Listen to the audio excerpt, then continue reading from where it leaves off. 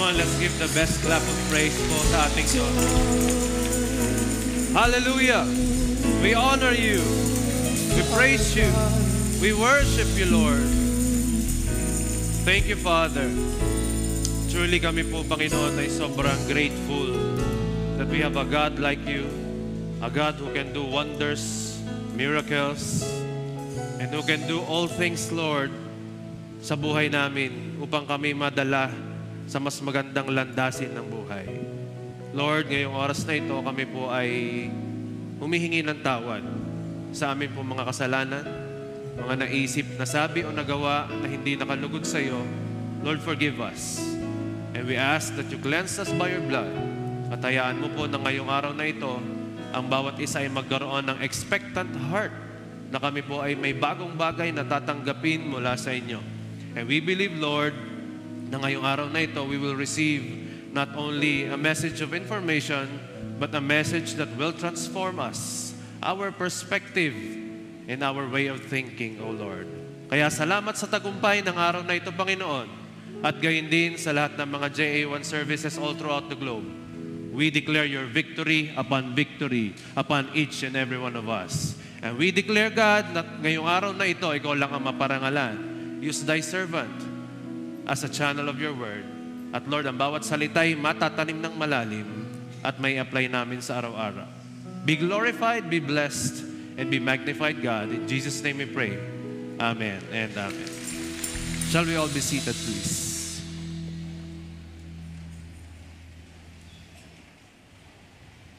Atin pong i-declare ang Luke chapter 4, verses 18 up to 19. Sabay-sabay po tayo.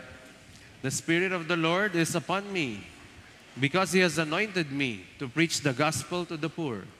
He has sent me to heal the brokenhearted, to preach the liberty to the captives, and recovery of sight to the blind, to set at liberty them that are bruised, and to proclaim the acceptable year of the Lord. For our God, He is Jesus, the Anointed One. Balakbakan po natin si Lord, our great, amazing, miracle-working God.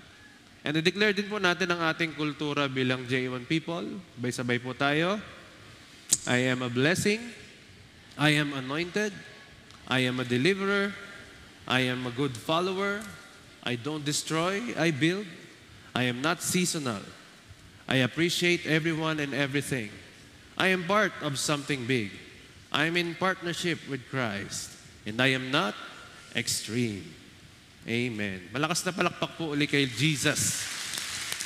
Hallelujah. Praise God. Mapagpalang umaga po sa ating lahat. Pwede po ba sabihin mo sa kaliwat kanan mo, mas maganda ka pa kaysa umagang ito, mas gwapo ka pa kaysa sa umagang ito.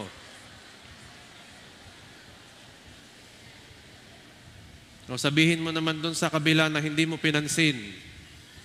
Sabihin mo sa kanya, kahit ganyan ka, mahal ka ni Lord. Amen. Praise God. Ang atin pong minamahal na Bishop Art and Revlin ngayon po ay nasa London, UK para po i-celebrate ang anniversary doon at mag-conduct din po ng Thanksgiving concert. Ang atin pong Bishop, kaya samahan po natin sila sa ating sa pamamagitan ng ating pananalangin, ng kaligtasan, at ng kanila pong tagumpay sa lugar na iyon. Praise God. Sino excited today? Taas nga ang kamay ng mga alam nilang may tatanggapin sila kay Lord today. Amen. Ako yun. Pati ako tatanggap, Lord. At dahil po tayo po ay nasa buwan ng Nobyembre, ang ating pong tema for this month is about financial increase. Sino bang naniniwala na kanyang buhay ay paangat ng paangat? Paganda ng paganda, paunlad ng paunlad. Amen? Last month po, pinag-usapan natin about loving God and loving men. Ngayon naman po, ang pag-uusapan natin is more on pag-aani ng ating mga itinanim. Amen po ba? Sino po dito yung kapag siya'y naranasan niya na pong madukutan, kaya mawalan, o kaya'y manakawan, tapos ang malimit niyang sinasabi ay ganito, yaan mo na. Ipagpasa Diyos na lang natin. Yung tipong ang mindset mo ay ganito, Siguro kaya nawala sa atin yon, meron talagang taong mas may nangangailangan kaysa sa atin. Kaya yung taong yon, kaya nagawa niya yon, kasi matindi ang pangailangan niya. Alam mo, pag ganun po ang ating mindset, may punto ka rin. Tama rin yun. Bakit? Those who leave everything in God's hands will see God's hand in everything. Kapag marunong mong ipaubaya sa Diyos ang lahat ng bagay, sa Kanyang mga kamay ang lahat ng bagay, maganda man o hindi, makikita mo ang kamay ng Diyos sa lahat ng bagay. When you leave everything, i-flash nga po natin yun, nandyan yun before I say my title. Those who leave everything in God's hands will see God's hand in everything. Kaya sabi mo sa katabi mo, ipagpasa Diyos mo na lang. Si Lord ang bahala dyan. Kumikilos ang Diyos sa mga taong kahit naaagrabyado, kahit natatalo, naaapi, nawawalan, tapos hindi siya nagbabalak maghiganti, kumikilos po ang Diyos sa taong iyon. Ang tawag po doon, you are extending God's mercy towards them. Hindi po ba unfair yun, Pastor? Parang dapat ipakulong yun, dapat sampahan ng ganito, ganyan. Alam mo, sa magawa mo yun, hindi ko alam kung magiging content at masaya ka pa rin after. Pag nakita mong nakakulong, nakasuhan, hindi ko alam kung magiging fulfilled ka pa rin. Isa lang ang sigurado ko, pag in-extend mo ang mercy ni Lord sa tao, mararanasan mo ang tunay na fulfillment. Amen po ba? Because, kaya ka mag-e-extend ng mercy sa kanila because ikaw mismo nakaranas ng mercy ni Lord. And God has been so good and so gracious sa ating buhay. Tama po ba? Napakabuti at napakamabiyaya ng Diyos sa atin. Kaya po itong araw na ito, mensahe po ito ng Diyos sa ating lahat. Ang pag-uusapan po natin, the God of recovery. Sino ditong naniniwalang makaka-recover siya? Sino ditong naniniwala at kumbinsido na talagang maiibalik lahat ng nawala sa Kanya? John chapter 10 verse 10 letter A, chapter 10 verse 10a. The thief's purpose is to steal and kill and destroy. May ilan po sa atin na scam, nanakawan, nawalan, naloko, may naonse, may nabudol, meaning na biktima ng kaaway nung magnanakaw. Ang kaaway po, faithful siya sa kanya pong purpose, which is to steal and kill and destroy. Pero wag mo kakalimutan na part 1 lang yan ng verse. May part 2 pa, at ito ang part 2, mas matindi. My purpose is to give them a rich and satisfying life. Ang purpose ni Jesus, hindi niya pababayaang ikay manakawan lang, at hindi pa pabayaan ng Diyos na ikaw ay mawalan lang. Ang gusto niyang mangyari sa iyo, sa kabila ng nawalan ka, nanakawan ka, hindi pa tapos si Lord. Ang purpose niya, bigyan ka ng rich and satisfying life. Si Jesus, hindi ka lang iniligtas sa apoy ng impyerno. Kasama sa purpose niya, nabigyan ka ng rich and satisfying life. Kaya ito yung message ng Diyos sa inyo. Kung na-scam ka man, nanakawang ka man, makaka-recover ka. I declare, kung ikay nawalan sa buong taon na ito, parang parang na-dedrain ng aking mikropono. Na-drain daw, na-drain. Okay. Kasama sa purpose na yan, ang deklarasyon ko, lahat ng naririto ngayon na umaasa sa Diyos, hindi papayag si Lord na matatapos ang taon na ito. November na, hindi papayag ang Diyos matatapos ang taon na ito, hindi ka makaka-recover.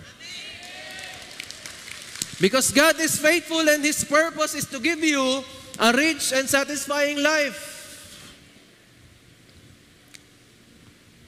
Kaya kung hindi pa rich ang life mo at hindi pa satisfying ang life mo, ibig sabihin hindi pa tapos si Jesus sa'yo. Mayroon pa siyang ginagawa at antayin mo lang yon. Itong taong ito is the year of new beginnings, of open doors. Kaya kung sa tingin mo wala pang bumubukas na pintuan sa'yo, huwag kang matakot. Mayroon pang ilang araw na parating. Bago matapos ang 2023, ang pintuan ng Diyos ay malawak na bukas sa'yo. Marami po akong naririnig lately, lalo na po sa social media. Sabi nila, ang November po ay nakaka-stress na buwan. Aba, ay bakit? Marami na daw po ang nape-pressure pag November dahil malapit na ang Pasko.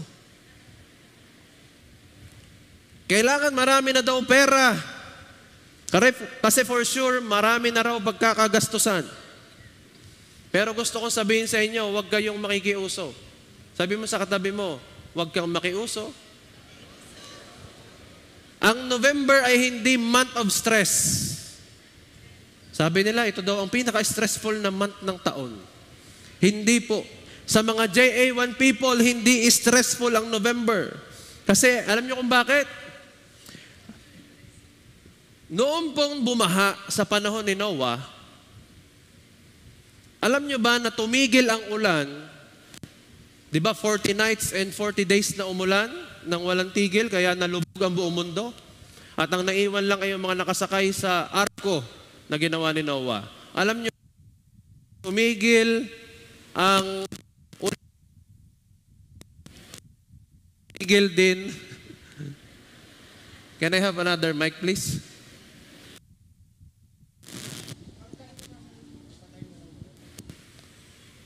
Praise, praise.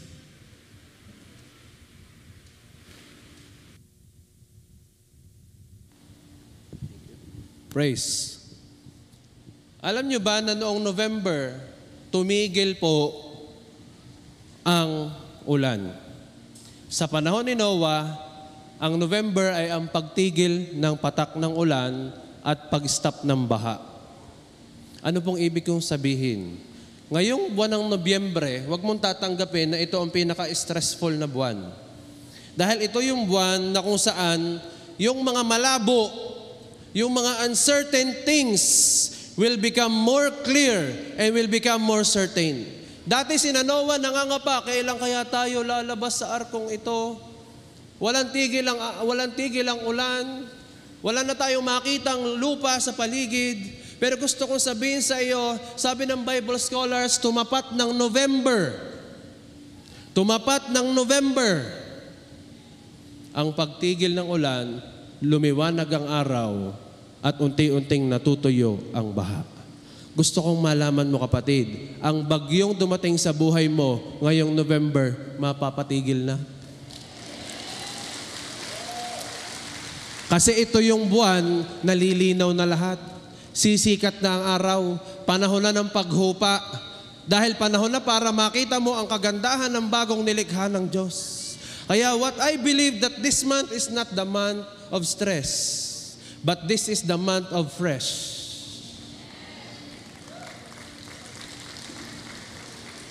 Magiging mas malinaw sa iyo ngayon ang direction mo sa buwang ito. Sinong naniniwala doon? Kaya po, mas malinaw mo ding makikita that recovery is on the way. That the God you are believing in is also concerned na makarecover ka. Whether it is financial, whether it is emotional, whether it is upon your health, well, let me tell you, this month is the month wherein makaka-recover ka. At makikita po natin yan, 1 Samuel chapter 30, verse 6 to 9. Now David was greatly distressed, for the people spoke of stoning him, because the soul of all the people was grieved, every man for his sons and his daughters. But David strengthened himself in the Lord his God.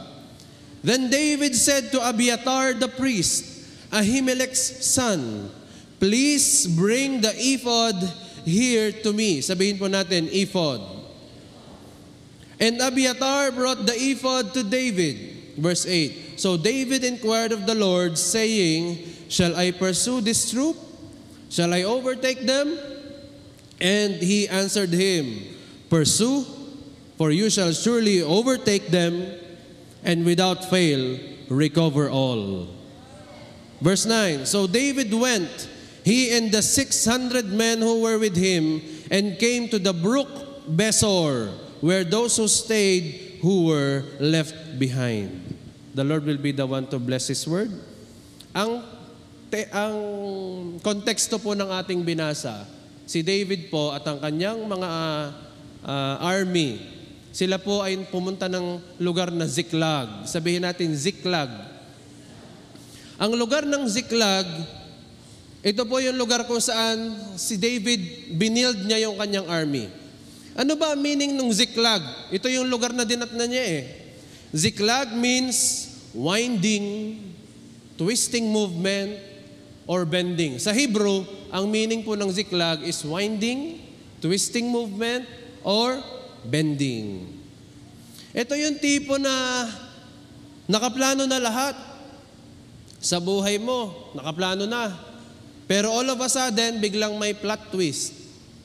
Nakabook na ang ticket mo papuntang abroad. Tapos biglang na-cancel. Nakaplano na ang wedding nyo. Tapos biglang nag-back out ang groom. Na hindi nalalaman kung anong dahilan. Kung nasa ganito kang sitwasyon, sa sitwasyon na parang mayroong bending, may twisting, may winding, magulo, paikot-ikot, may confusion, hindi klaro, well, let me tell you this, huwag kang matatakot. Huwag mo sasabihin, baka iniwan na ako ng Diyos. No. Dinala ka lang ng Diyos sa Ziklag. Ikaw lang ngayon naman ay nasa Ziklag. At gusto ko sabihin sa iyo, that place where you are now is the place where the recovery will also start. Alam niyo kung bakit? May isa pa pong meaning ang Ziklag. In 1 Chronicles chapter 12. Ito po yung lugar kung saan David formed and trained his army. Sa Ziklag na ito yung lugar kung saan binuo ni David ang kanyang army. At dito rin binuo ni David ang kanyang pamilya. Sa lugar na ito. So ibig sabihin, ang lugar na ito is very special kay David. Pero dito rin sa lugar na ito, nakita niya kung paanong siya'y nawalan. Si David po ay nawalan, hindi ng pera, nawalan siya ng mahal sa buhay. Pagdating nila ng kanyang army sa Ziklag, umuwi sila sa kanilang mga tahanan, wala na po ang kanilang pamilya. Dinakip ng mga Amalekites. Wala na rin ang kanilang mga ari-arian. Kumbaga sa panahon natin ngayon, na-scam ng milyon-milyon. Ubos. Kaya pagdating niya sa Ziklag, kung ito yung lugar na sila'y nag-build, nag-train, ito rin yung lugar kung saan siya na-break at naging broken. Kapatid, kung broken ka ngayon at may breaking na ginagawa ang Diyos sa iyo, sa pamilya mo, kamatakot, nasa Ziklag ka lang. Dumaan din si David dyan. At gusto ko malaman mo, nakalabas siya ng maayos. Naka-recover si David. At pag-aaralan natin ngayon, paano niya na-recover ang lahat ng nawala sa kanya. Excited ba tayo? Now, gusto ko malaman mo, o nating lahat, kaya ka nasa Ziklag ngayon kasi training ground mo yan. Ginagawa ka lang strong warrior ni Lord. Ayaw ng Diyos na ikaw ay madahoy-huyin. O sa Batangas, ikaw ay mimiha-miha. Meron ka kayong kilala na pagka nakita mo, para laging mimiha-miha. Parang paglalakad ay... Parang laging kawawa. Yun po yung mimiha-miha. Kaya ka nandyan ngayon, kaya may twisting, kaya may bending, Kaya may uncertainty na nangyayari kasi may upgrade kang parating. Pinapatatag lang ng Diyos ang kapit mo sa Kanya at sa Kanyang pangako at tinitingnan niya hanggang saan kaya magtitiwala ang anak kong ito. Kaya hindi mo maintindihan na nangyayari kasi sa Ziklag, malabo, magulo, lugar na kung saan nawala ang mga bagay na minamahal ni David. At may mga intensive training siyang tinanggap doon to be a strong soldier of God. Gusto ko sabihin sa inyo, minsan, sinisira ni Lord ang plano mo kasi sisirain ka ng plano mo. Tandaan mo, ang Diyos ay marunong ding pumigil sa plano natin. Kahit yan ay ilang dekada mong pinagplanuhan, pero dahil ikaw ay mayroong purpose kay Lord, gagamitin ka ng Diyos. Minsan sinisira ni Lord ang plano mo na pagkatagal-tagal mong binuo at pinag-pray mo pa. Sabi mo, Lord, sasamahan mo po ako sa planong ito. Answered prayer ka. Ibig sabihin, hindi type ni Lord ang plano mo, kaya sinira niya. Maraming bagay na akala mo'y tama sa iyong paningin, sabi ng Biblia, pero ang kadulu-duluhan nito ay distraction. Kaya mapalad ka kung mayroong mga twisting, may mga bending, may mga hindi natuloy na alis papuntang ibang bansa, may mga nag-close na mga negosyo, natanggal sa trabaho, o kaya naman naalis sa scholarship. Kapatid, huwag kang magalit sa Diyos kasi meron kang redirection lang. Sinisira lang ng Diyos ang alam niyang hindi makakabuti sa iyo. Kaya huwag mong iisipin, ang tagal kong pinag-pray to, ang tagal kong inilapit sa Diyos, tapos biglang mawawala lang din ng ganun-ganun lang. Kapatid, magsaya ka kasi sa Ziklag,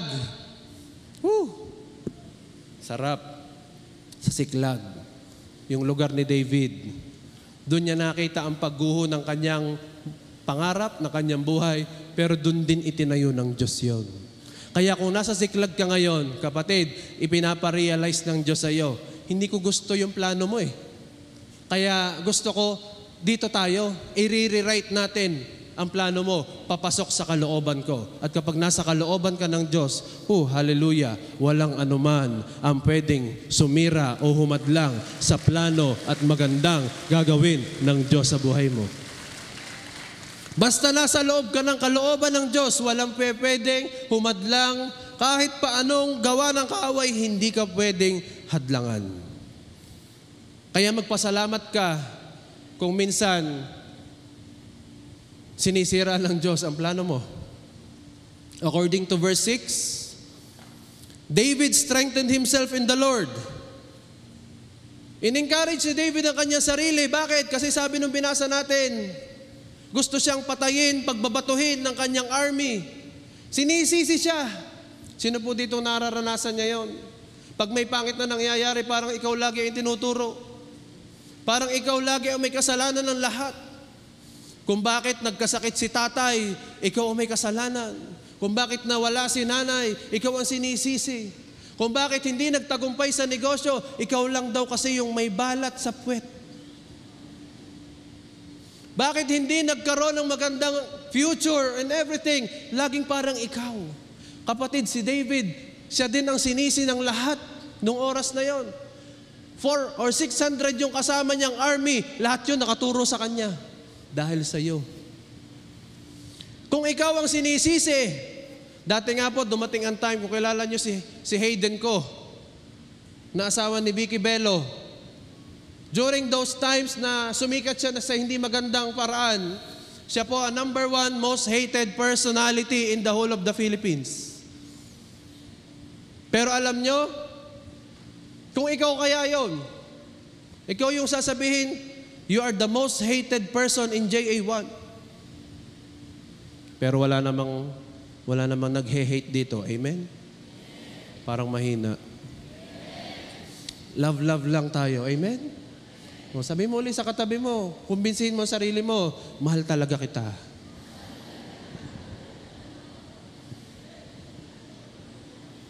Si David po, hindi ka ba manghihina? Kahit man of God, kahit inanoint na bilang hari, kahit alam niya na siya ang susunod kay Saul, pero nanghihina pa rin. Kaya anong ginawa niya? He strengthened himself in the Lord. At sa Hebrew, ang ibig sabihin po nung kanyang sinabing he strengthened himself, David talked to himself. Sino ho ditong mahilig magsalita ng walang kausap? May palusot ka na ngayon, ini-strengthen ko lang ang sarili ko. Kaya pag may nakita kang isang tao na lagi nagsasalitang mag-isa, sabihin mo sa kanya, talagang ini-strengthen niya ang sarili niya kay Lord. Pero totoo yun. Wala naman kasing ibang kakausapin si David, kundi sarili niya, dahil yung 600 na army, galit, gusto siyang patayin. Alam mo, dapat kinukumbinsi mo rin ang sarili mo. Hoy, anak ka ni Lord. Hoy, huwag kang kumilos na parang ikaw ay talunan. Hoy, huwag ka namang kumilos na parang wala kang amang sumasalangit na may-ari ng langit at lupa. Kumbinsihin mo rin ang sarili mo. Huwag tayong laging aasa sa iba para tayo ma-motivate. Hindi na po ako attend ng church kasi wala na po nag-i-invite sa akin. Hindi na rin po ako attend sa anointed group o sa AJ kasi wala na po yung naghahatid at sundo sa amin. Kausapin mo ang sarili mo, sabihin mo sa sarili mo, kailangan kong lumakas.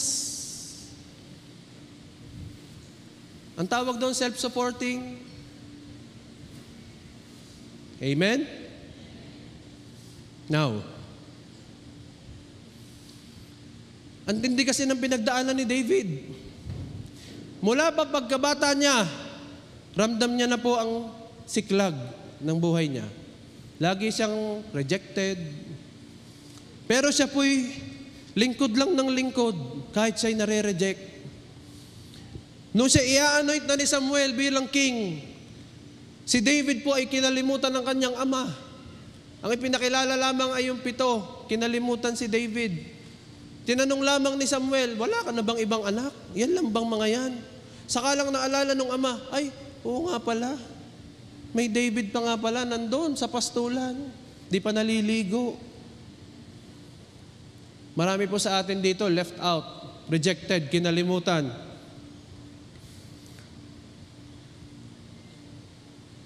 Pero alam nyo, ang Diyos natin, mas gustong gamitin yung mga rejected, yung mga nakakalimutan, yung mga nalilive out, yung mga sa lipunan ay walang kaista-status.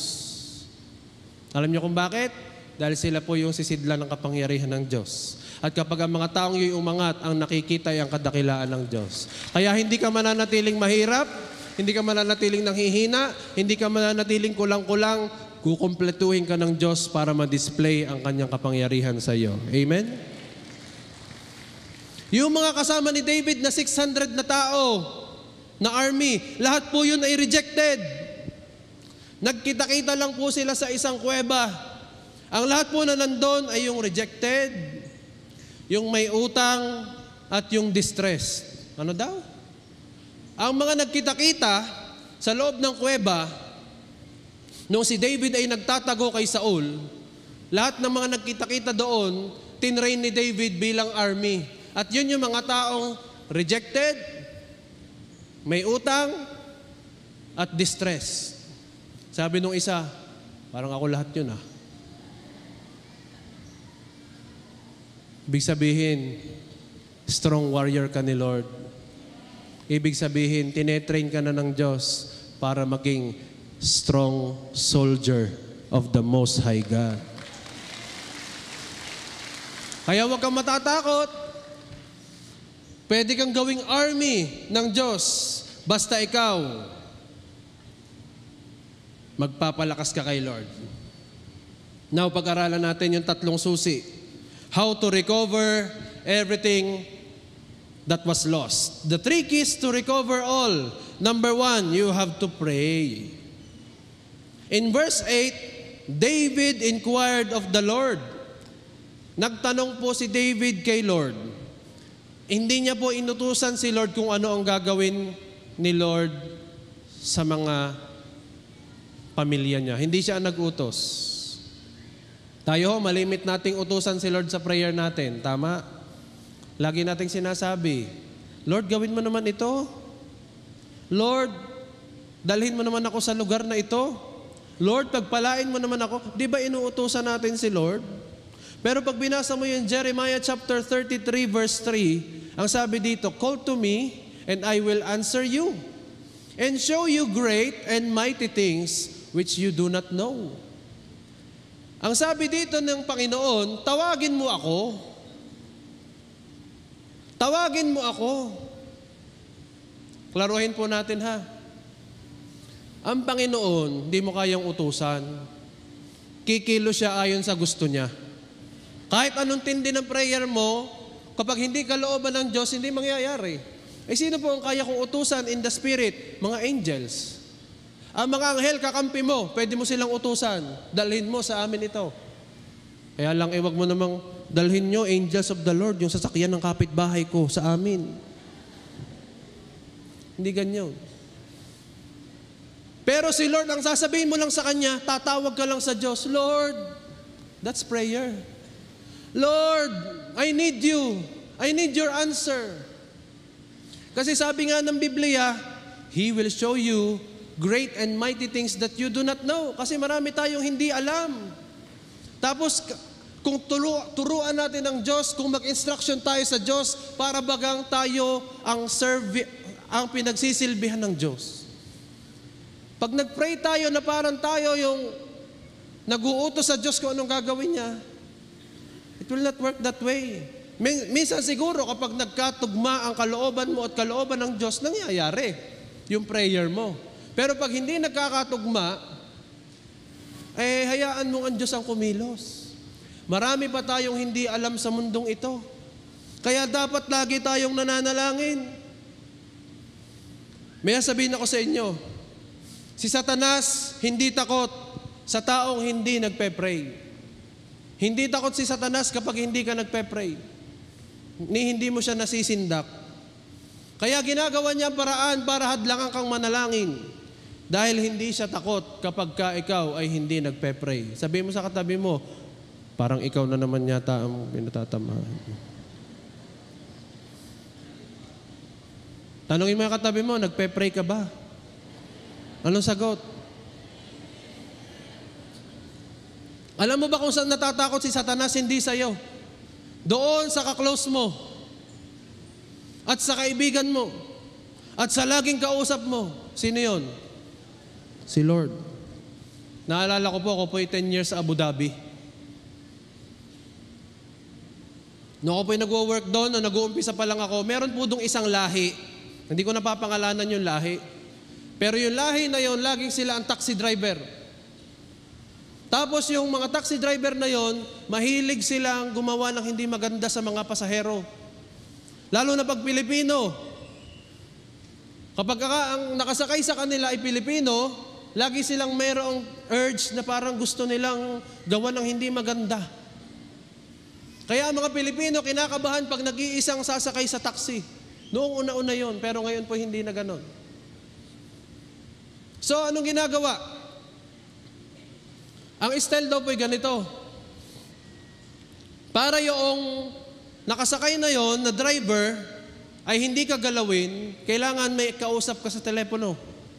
Hawak mo lagi yung cellphone mo. Kunyari may kausap kang may alam na pulis.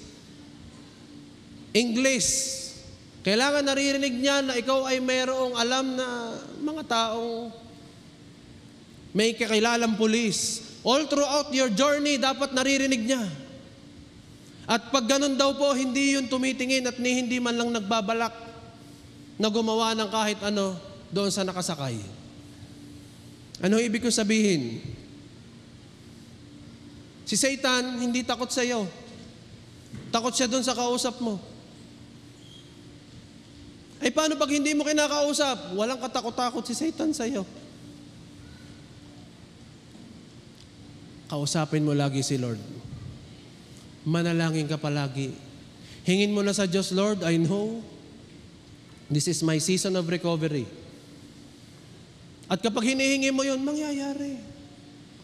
Kapag hindi mo kinakausap, walang takot ang kaaway sa iyo. Kaya i-evaluate mo. Are you a prayerful person?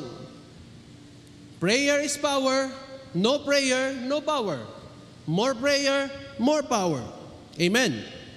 Kaya kung may tanong ka ngayon, ang sagot ng Diyos sa iyo, si David nag-inquire, Lord, ano bang gagawin namin? Susundan ba namin yon? Tanungin mo din ang Diyos ngayong araw na ito, Lord, anong gagawin ko? Ako'y na-scam, ako'y naloko, ako'y nanakawan. Sasagot ng Diyos sa iyo. Ang sagot ni Lord sa iyo, pursue, overtake them, and without fail, you will recover all. Message ni Lord sa atin yan ngayon. Sino naniniwala doon? Number 2. 3 keys to recover all. Purge. Ano yung purge? Ang purge po, ito'y to remove. Alisin. Mag-alis. In verse 9, dumaan sila sa Brook Besor. At dito po nagpaiwan ng 200 soldiers. Makinig po tayo mabuti. 600 po ang kasama niya. Dumaan sila sa Brook Besor. Nagpaiwan ng 200. Ibig sabihin, ilan na lamang ang dumiretso? 400. Ano ang ibig sabihin ng Besor in Hebrew? Besor means cold. Batis po yun eh.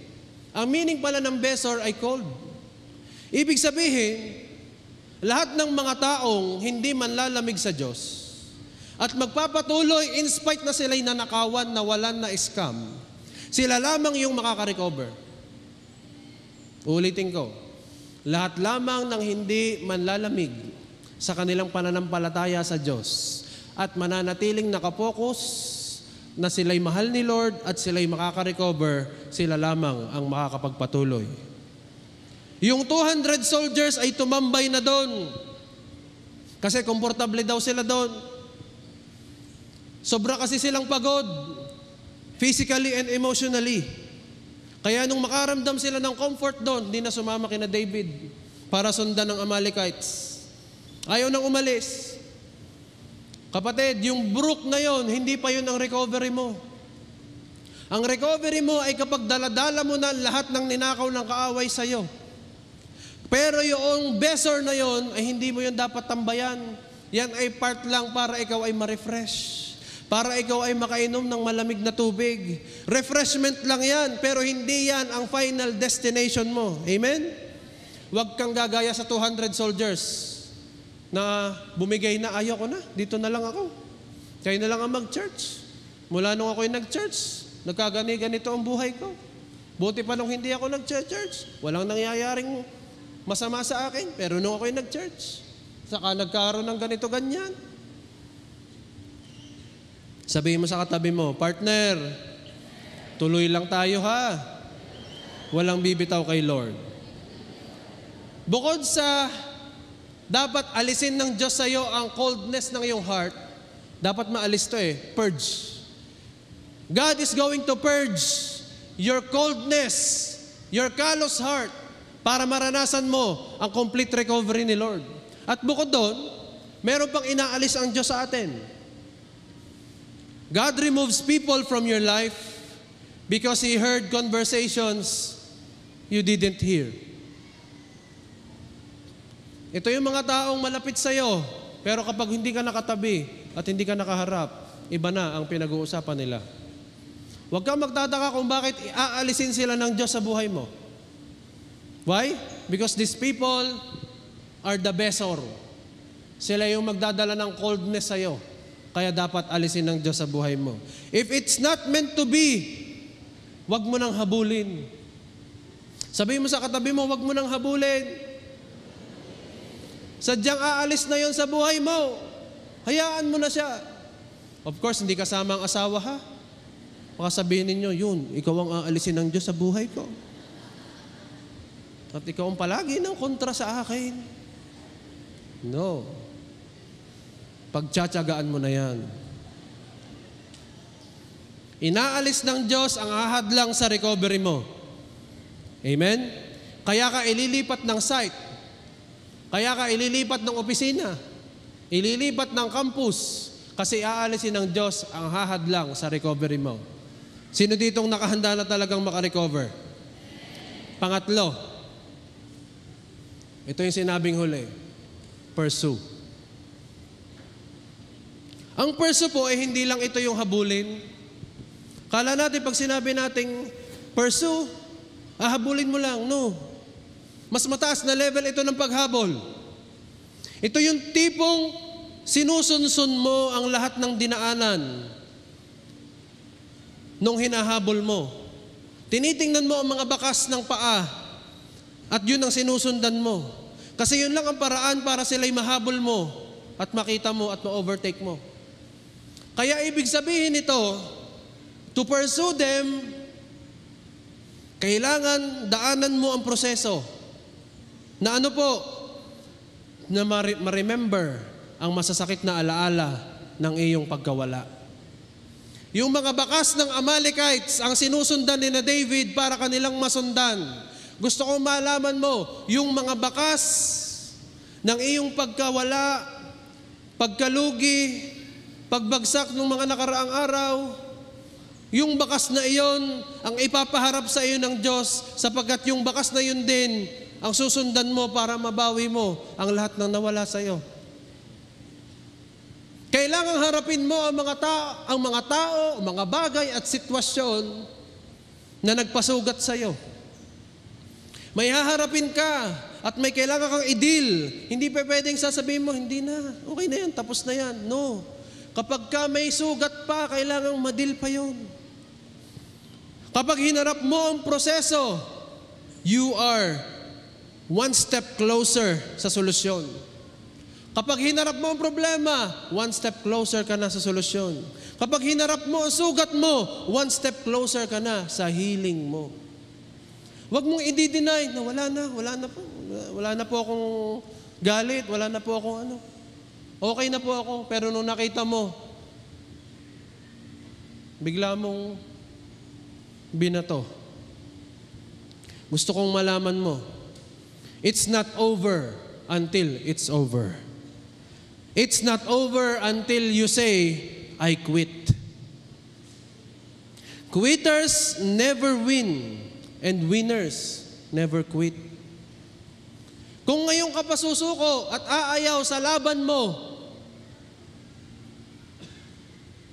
kung ngayon mo pa sasabihin na, Lord, siguro talagang meant to be na ako'y maging mahirap.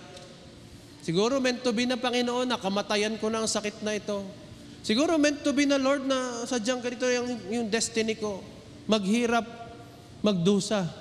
Kapatid, pag tinanggap mo na yon, nagkukwit ka na. At pag nag-quit ka, hindi ka mananalo. Lahat ng winners hindi nagkukwit. Kung gusto mong mabawi ang lahat, haharapin mo ang pain at magpapahil ka sa ating healer, our Jehovah Rapha. Sino nakahandang harapin ang pain of the past?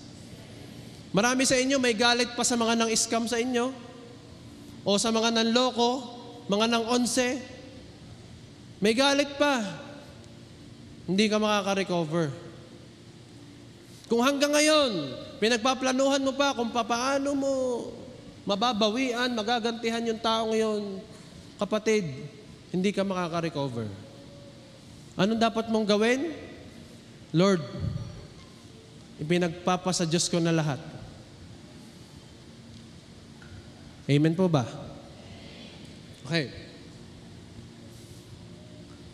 Pero gusto kong sabihin sa inyo ngayong araw na ito, pagka sinabing overtake, di ba sabi, pursue, overtake, and recover all. Pag sinabing overtake, hindi lang ito yung lalampasan mo. Di ba pag sasakyan, o overtake ka, lalampasan mo. Sino ditong mahilig mang-overtake? Walang aamin. Amen? O, yung mahilig mangkat, wala ding aamin lalo. Hindi yun yung pinag-uusapan nating overtake. Pag sinabing overtake, hindi lalampasan mo lang siya. Anong gagawin mo? Pag siya inabutan mo, siya hahawakan mo. At pag hinawakan mo, dadalhin mo sa way na gusto mo. That is overtake.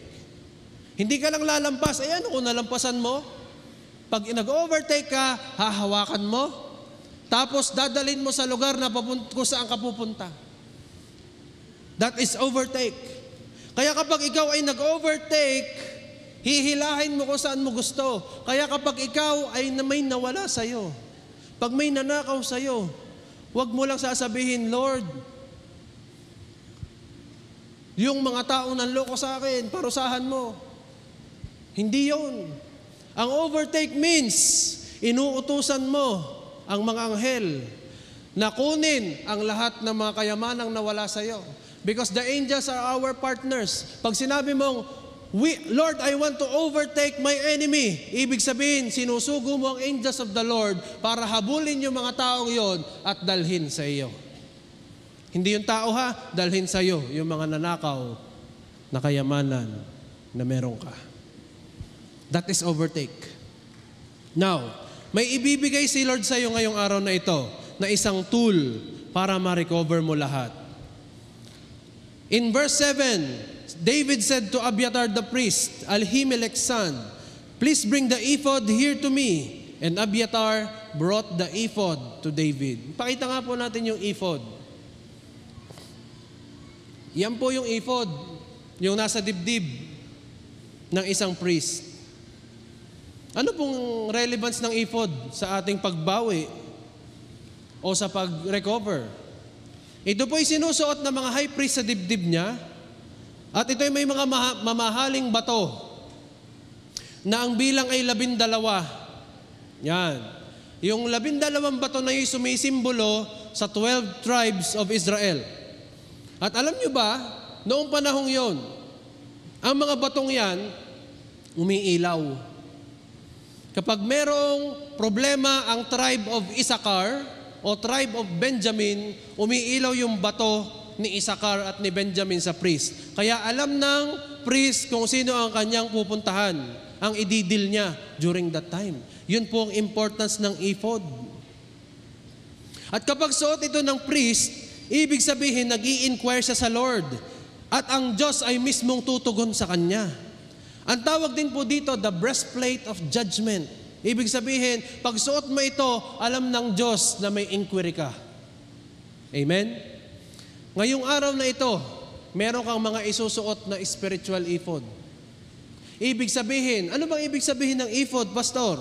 Para saan niyang spiritual ephod na yan? Tutulungan kanyang mabawi ang lahat ng nawala sa iyo. Ephod, the ephod will remind you of your connection with God. Isinusuot po ito ng mga priest during that time para ma-remind sila na may connection sila sa Diyos. Kaya kapatid, baka nakakalimutan mong anak ka ni Lord. Isuot mo yung ephod mo na yun. Pag nakita ng Diyos na may suot kang ephod, ang gagawin ng Diyos sa iyo, ay, may inquiry ang anak ko. Meron akong gustong sagutin na prayer request nito. Kaya kapag nagpe-pray ka, kailangan may ephod. Nare-remember mo, pinaraalala mo sa Diyos yung relationship mo sa Kanya. Sino dito mga anak ni Lord? Ano pa? The ephod symbolizes wisdom and discernment. Kaya ka bibigyan ng ephod ngayong araw na ito kasi susuotan ka ng Diyos ng wisdom, ng knowledge, at ng discernment kung paano mo mare-recover lahat ng nawala sa iyo. Sino nakahandang magsuot ng spiritual ephod today? Mamaya, isusuot natin yan. At pag nakita ng Diyos na suot mo yan, pag yan ay nag-alarm, kita ng Diyos na ikay may pangangailangan at agad siyang tutugon. At kapag kita niya yan, meron kang gustong sagutin o meron kang gustong daanan, gawin, hindi mo alam, hindi ka sure, nasa crossroads ka, pag suot mo yung ephod, bibigyan ka niya ng discernment at ng wisdom para mapuntahan at magawa ang kalooban niya. Sinong gusto yon? Now, eto na. Ang tanong, 1 Samuel chapter 30 verse 18 to 19, nabawi ba ni na David? Yes or no?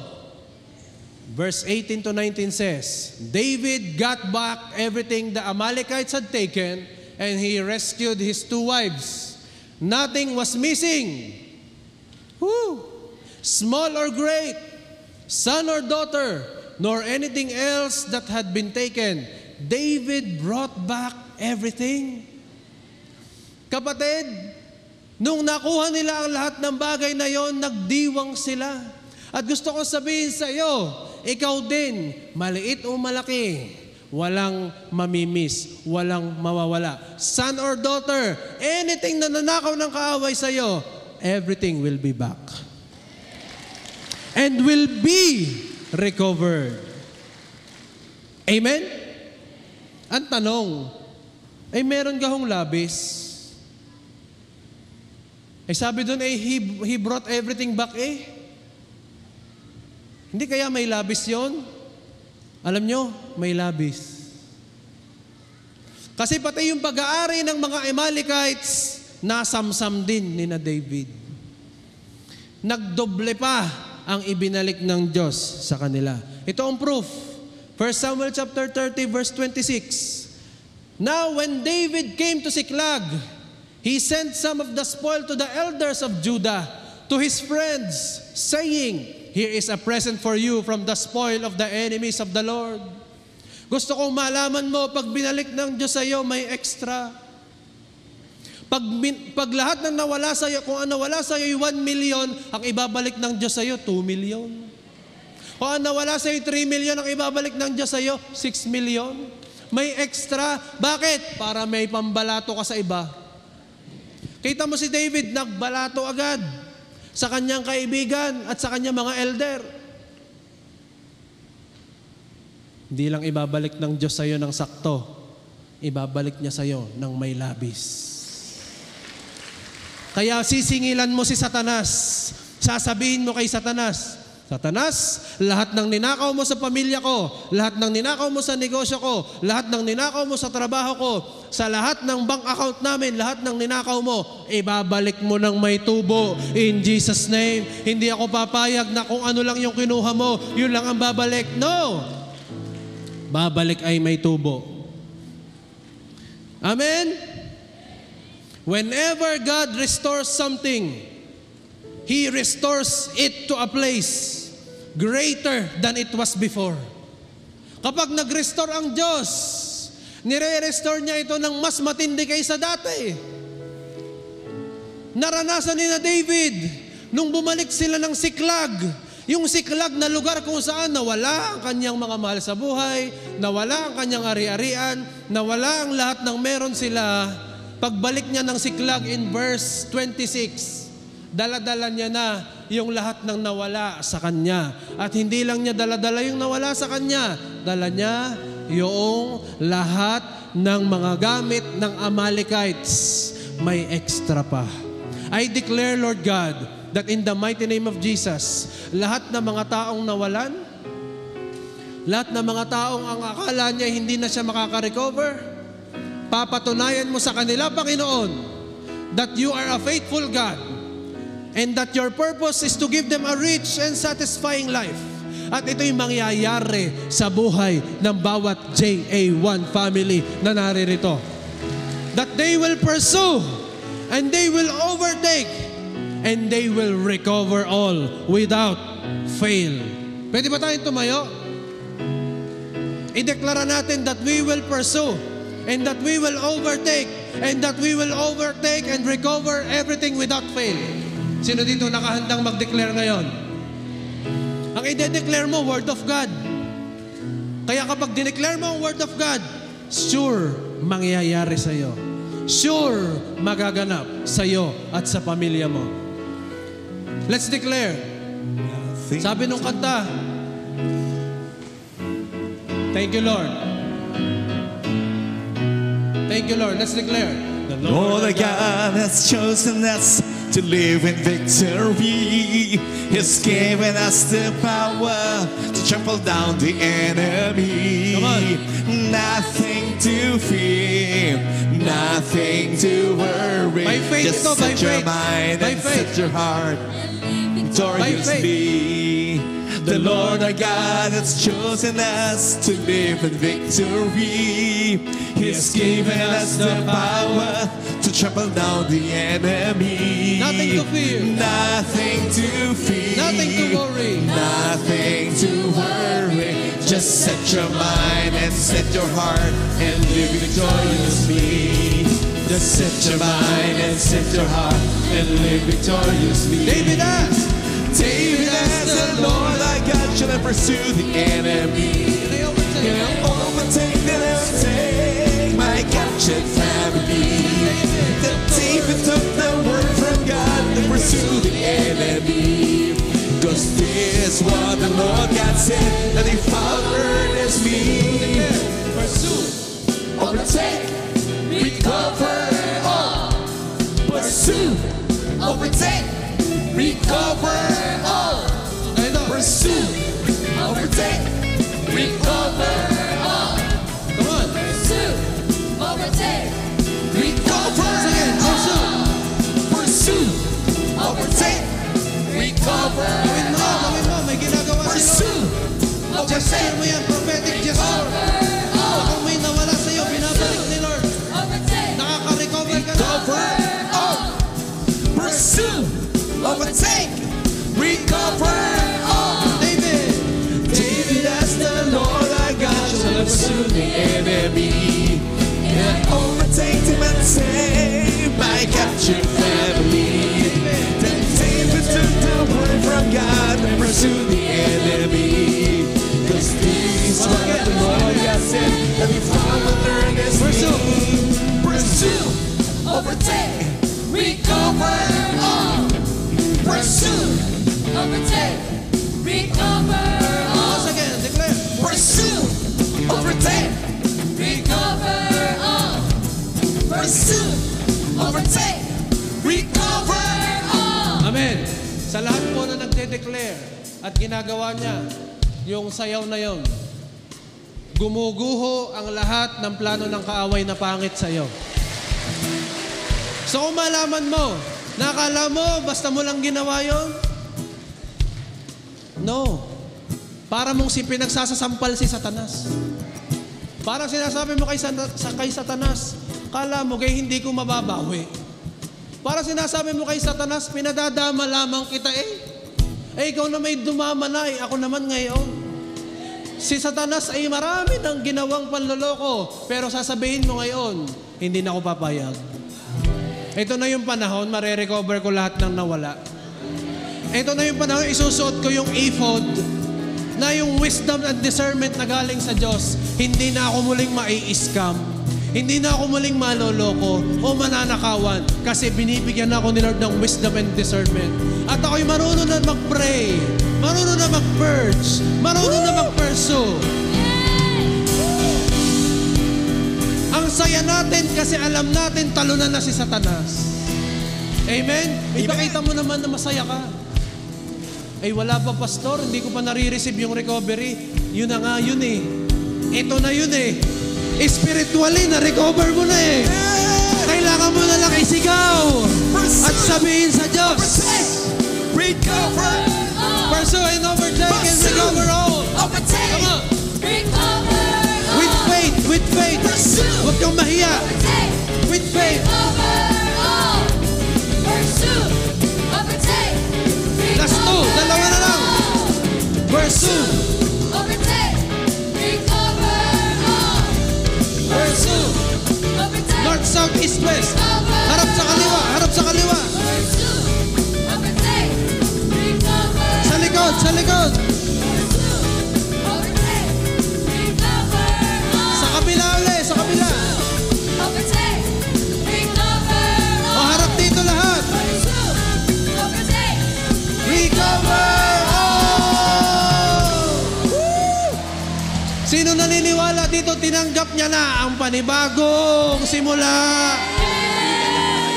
Lord, I declare, kung maraming nagsarang pintuan, maraming bumagsak, maraming nalugi, maraming kung ano-anong pangit na sinow ng kaaway, ang belief namin ngayong araw na ito at oras na ito, recovered na kami.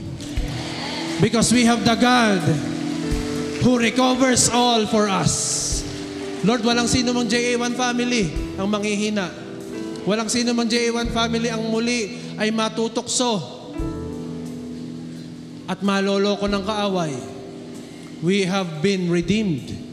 And right now, we have overtaken him and we have recovered everything.